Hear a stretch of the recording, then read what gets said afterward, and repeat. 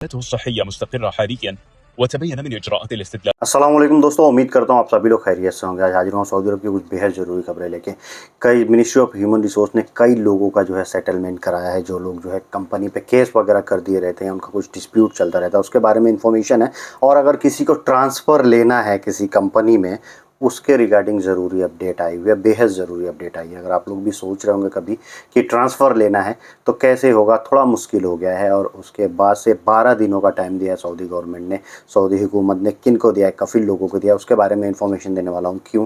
और भी सऊदी अरब की कुछ ज़रूरी खबरें रहेंगी। ड्रग्स के रिलेटेड कैसे कैसे नए नए हथकंडे अपनाए जा रहे हैं और क्या क्या सीन किया जा रहा है कि आदमी ड्रग्स को पहुंचा दे सऊदी अरब में। और सऊदी अरब में ही एक सऊदी नागरिक ने एक गैर मुल्की पे जो है चाकू से हमला किया है।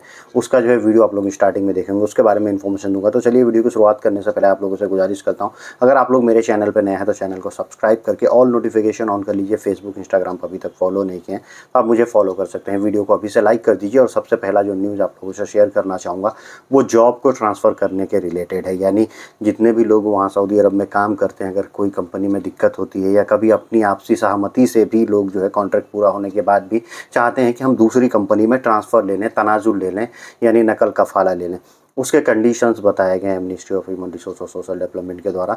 गवर्नमेंट ने ये बताया लोगों को, अगर आप कोई भी कंपनी किसी का जॉब ट्रांसफ़र करना चाह रहा है तो जॉब ट्रांसफ़र करने के लिए वो बंदा जिस कैटेगरी में काम कर रहा है, जिस कैटेगरी का वर्कर है, उस कैटेगरी का, यानी जिस कैटेगरी का इकामा है, उस कैटेगरी का काम जो है, उस तरह नेचर का काम आपके कंपनी में होना चाहिए।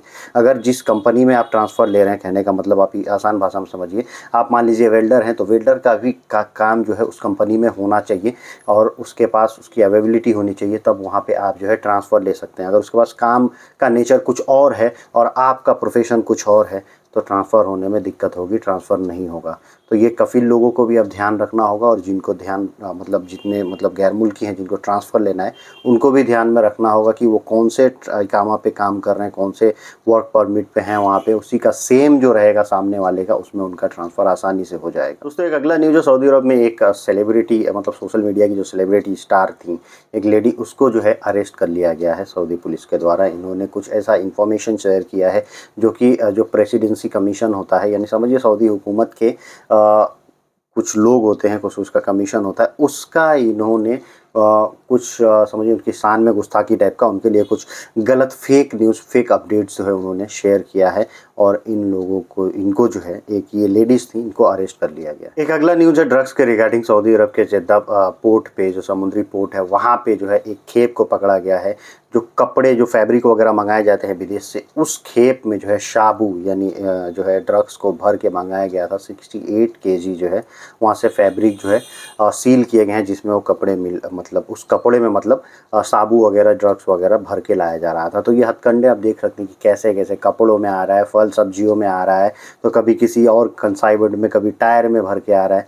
ये सब चीज़ें जो है करने की कोशिश की जा रही है कि सऊदी अरब में पहुंचा दी जाए, लेकिन इन सब चीज़ों को नाकाम किया जा रहा है सऊदी सिक्योरिटी फोर्सेस के द्वारा। इससे आप समझ सकते हैं कि कितनी खतरनाक तरीके से चेकिंग सऊदी अरब में चल रही है। एक अगला न्यूज़ है व्हाट्सअप यूज़र के लिए, काफ़ी इंपॉर्टेंट न्यूज़ है। जितने भी व्हाट्सअप चलाने वाले लोग हैं, चाहे मैं हूँ, आप हैं, सब लोग व्हाट्सअप चला रहे हैं आजकल। तो व्हाट्सअप चलाने में आप लोगों को इंटरनेशनल कॉल आते हैं, इंटरनेशनल नंबर के। आप समझ नहीं पाते यार कहाँ का है, और उससे आपको डायरेक्टली कॉल आ जाता है।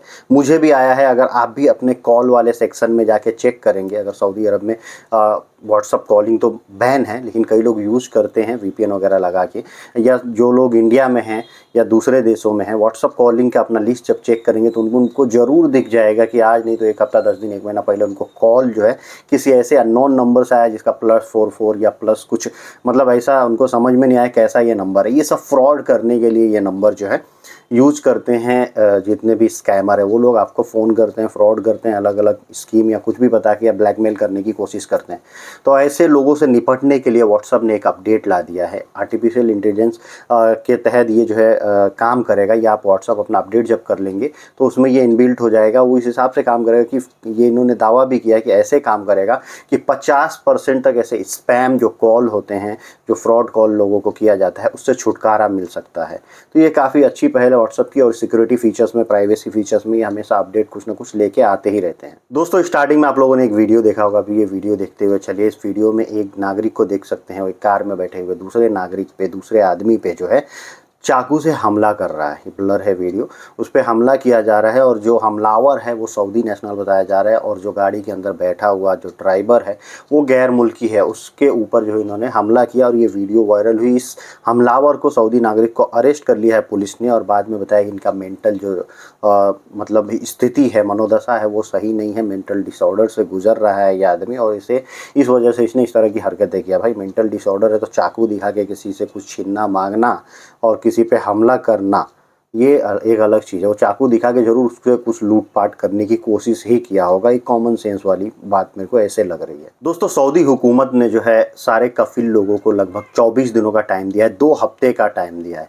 क्यों और किन को टाइम दिया है? जिन कफिल के भी ऊँट जो रहते हैं या बकरियां जो रहती हैं या किसी भी तरह के जानवर जो उनको वो छोड़ देते हैं, चलो भैया जाओ चरो पहाड़ियों में, इधर उधर जो खाली ज़मीन है चर वेर के चले आओ, तो उन लोगों को जो है खाली 2 हफ्ते का टाइम दिया गया, 24 दिन का टाइम दिया गया। 24 दिनों में जो है उनको अपने जितने भी ऊँट बकरी भेड़ हैं उनको ऐसी आदत डालनी होगी कि उनको जितना भी ये जो रीजन है, जिसमें समझ लीजिए कि किंग अब्दुल अजीज़ का रॉयल रिजर्व डेवलपमेंट जो है अथॉरिटी है, उन्होंने कहा है कि जितने भी रिजर्व रीजन है, जो प्रोहिबिटेड एरिया है, उसमें बताया गया कि भैया ये जो है प्रॉपर्टी इनसे बिलोंग कर दे, यहाँ पे कुछ इस तरह की चीज़ें नहीं हो सकती। प्रोहिबिटेड एरिया में आपके जो है ऊँट और चराने वाले जो भी जानवर है, चरने वाले, वो सब बकरी वगैरह नहीं जाने चाहिए।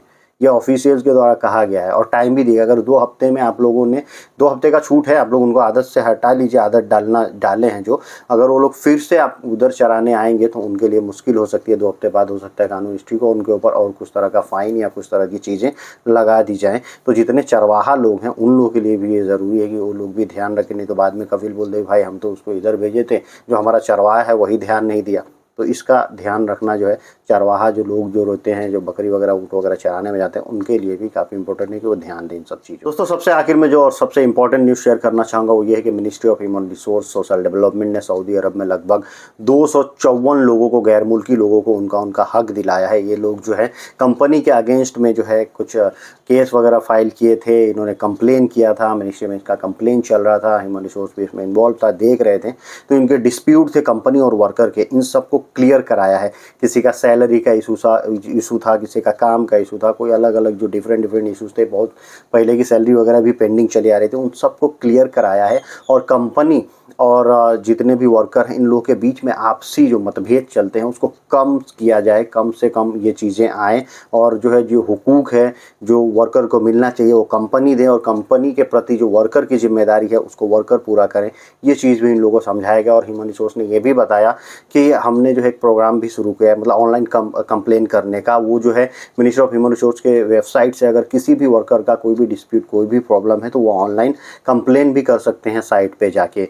तो ये वीडियो काफ़ी इंपॉर्टेंट थी। अगर आप लोगों को अच्छी लगी है तो वीडियो को दोस्तों में शेयर कीजिए। अगर आप सऊदी अरब या गल्फ़ कंट्रीज़ में रहते हैं तो मेरा चैनल जो है ध्यान से आप सब्सक्राइब करके रख लीजिए, क्योंकि ऐसे ही वीडियोज़ मैं लेके आता रहता हूँ। नोटिफिकेशन भी ऑन कर लीजिएगा ताकि कोई वीडियो आपसे मिस ना हो। आज की वीडियो करता हूँ यही समाप्त, मिलते हैं ऐसे कुछ अगली वीडियो में। Thank you guys, thank you for watching.